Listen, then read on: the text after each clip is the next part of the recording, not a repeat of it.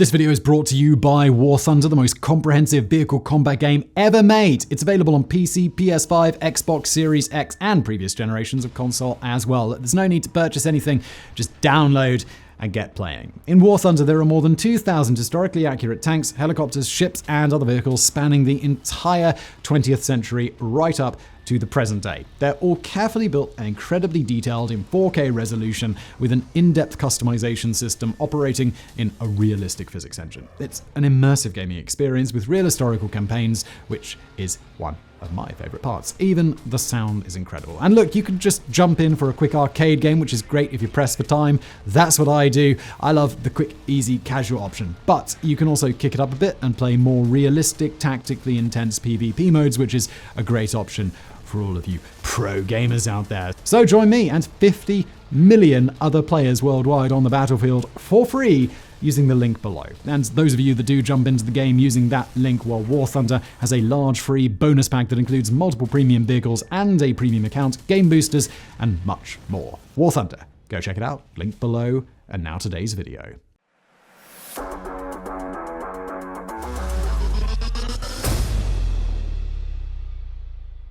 The average depth of the ocean is about 12,000 feet. That's 3.7 kilometers. Most shipwrecks are found in shallower waters, as searching that deep can prove pretty difficult. Even in shallow waters where we know approximately where a specific ship went down, the wrecks can still be difficult to locate. As it turns out, the ocean is massive, and ships really small. Because only a small amount of the ocean, less than 2%, reaches depths beyond about 20,000 feet or 6 kilometers, until very recently, equipment didn't exist that could explore below that depth. Roughly 80% of the ocean is unexplored, so it didn't make sense to invest in technology that was only necessary to explore an extremely small portion of a mostly uncharted area. It's a marvel that in the past 18 months, not one, but 2 shipwrecks have been discovered deeper than 6 kilometers.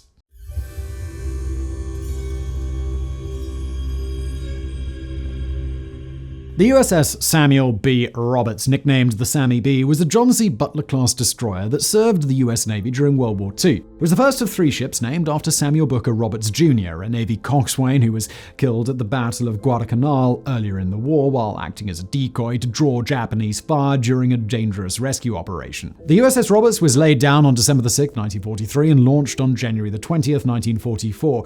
It was commissioned on April 28th of that year. There was the typical shakedown cruise and training exercises that newly commissioned ships went under before seeing combat, though the voyage to Hawaii was delayed by a few days as a propeller had become bent, presumably from striking a whale off the coast of Boston. Following the repairs, the USS Roberts made its way from Boston on July 11th to Pearl Harbor on August 10th to perform training exercises for 10 days. On August 21st, it began its incredibly short military career. There were a couple of convoys, a little more training, and an escort mission. Then on October 25th, just 2 months after joining its first convoy, the USS Roberts would take part in its first and only battle as a member of Task Unit 7743, nicknamed Taffy 3.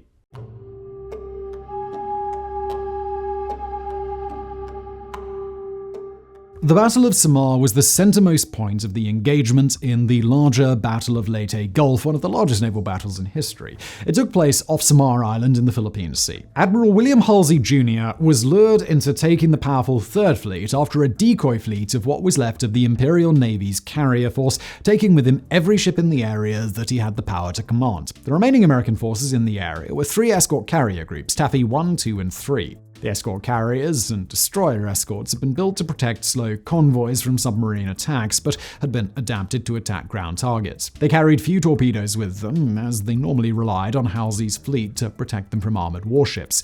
Shortly after dawn on October 25th, the USS Roberts was protecting Taffy 3's escort carriers, whose aircraft were supporting the Army assault. The warships were heading off the eastern coast of Samar when the Japanese center force appeared over the horizon. It was a 23-ship task force consisting of 4 battleships, 6 6 heavy cruisers, 2 light cruisers, and 11 destroyers. Included among them was the Yamato, the largest, heaviest, and most powerfully armored battleship ever constructed. By comparison, the combined American forces of Taffy 1, 2, and 3 only included 3 destroyers, 4 destroyer escorts, and 6 escort carriers. They had nearly half the ships of the Japanese, and their ships did not have the armor or firepower to go toe-to-toe with the Japanese center force. When a pilot first saw the Japanese forces just after 6:30 a.m., he mistook them for the Third Fleet. As he got closer, he realized they had Japanese flags, and one of them was the largest ship he'd ever seen. The Americans had believed that Yamato would be in retreat following damage it had taken elsewhere in the Battle of Leyte Gulf. The planes were only armed with depth charges in case of submarine attacks, but they chose to strike first. They dropped their depth charges, which bounced helplessly off the bow of one of the large cruisers. At 7 a.m., the Yamato opened fire from a range of 20 miles, 31 kilometers.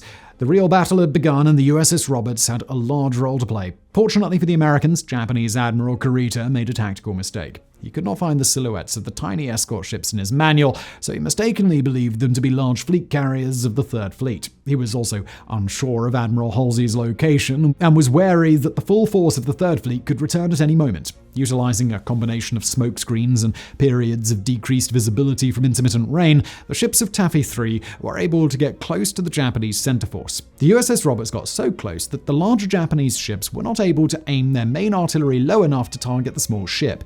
Roberts fired 3 torpedoes at one of the heavy battle cruisers, blowing off its stern. It continued fighting and maneuvering at close range for another hour, setting fire to the deck of another heavy battle cruiser and destroying one of its gun turrets. They fought bravely and against impossible odds, but eventually the ship was struck. At 7:35 a.m., the order was given to abandon ship. Of the 210 crew aboard the Roberts, 90 perished, while the remaining 120 clung to 3 life rafts for 50 hours before finally being rescued. The Battle of Samar should have been impossible for the Americans to win. They suffered more casualties and lost more ships and planes than the Japanese, if we exclude the 30 kamikaze planes that had no intention of returning to their ships. However, the powerful Japanese fleet had lost 3 heavy cruisers, with 3 more heavy cruisers and a destroyer seriously damaged, and those losses were at the hands of a bunch of escort ships they had outnumbered nearly 2-1. Add in the fact that Admiral Kurita was unsure of the location of the Third Fleet, and he had no choice but to order a retreat.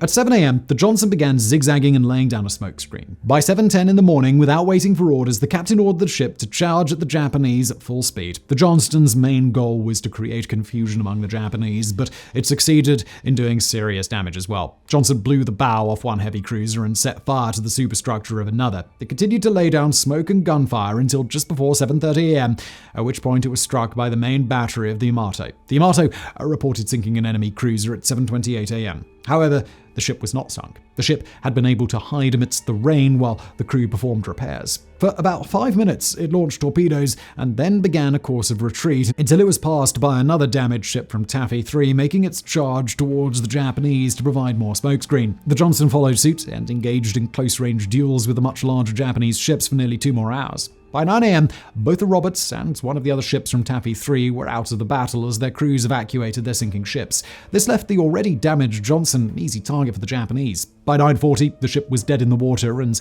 at 9:45, the captain finally made the call to evacuate. The ship went down with 186 of its crew, including the captain, while 141 survivors joined the survivors of the Roberts in their 50-hour wait for a rescue.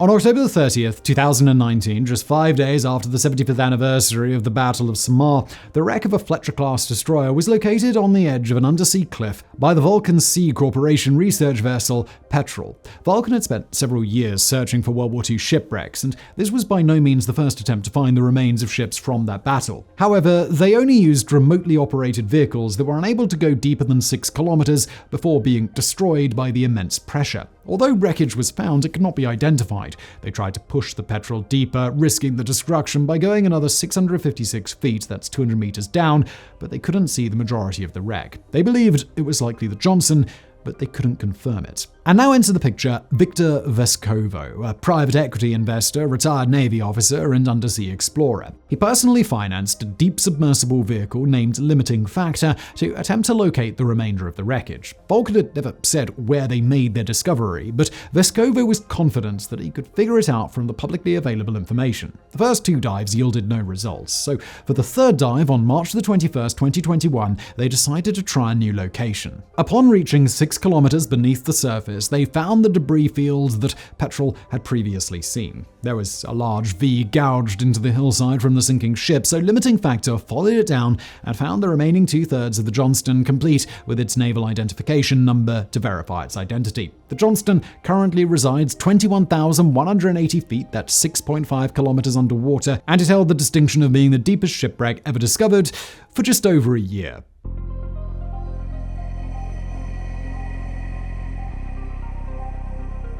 Once again, Vescovo is responsible for the discovery of this sunken ship. However, even he was surprised he was able to find it. Unlike with the JOHNSTON, where there was a field of debris and other evidence of the ship's presence to point them in the right direction, the Roberts had almost no debris at all. It's also the smallest of the ships that Vescovo was searching for, 2 factors that combined for an incredible, shocking discovery. The wreck was found on June 17th, 2022, and was surveyed during a series of 6 dives over the course of the next week. Vescovo and his team determined that the Roberts actually reached the seafloor in a single piece, but that it landed bow first with enough force to result in some buckling and to separate the stern from the rest of the ship by about 16 feet or 5 meters, leaving it in 2 pieces on the seabed. Unsurprisingly, they also reported that there was evidence of damage to the ship inflicted by Japanese battleship shells. We already know that's why it sank, so it would be weird if there wasn't any damage. At the incredible depths these 2 ships sunk to, there's virtually no oxygen. As a result, there's very little biological growth. Often shipwrecks will be covered in plant life, and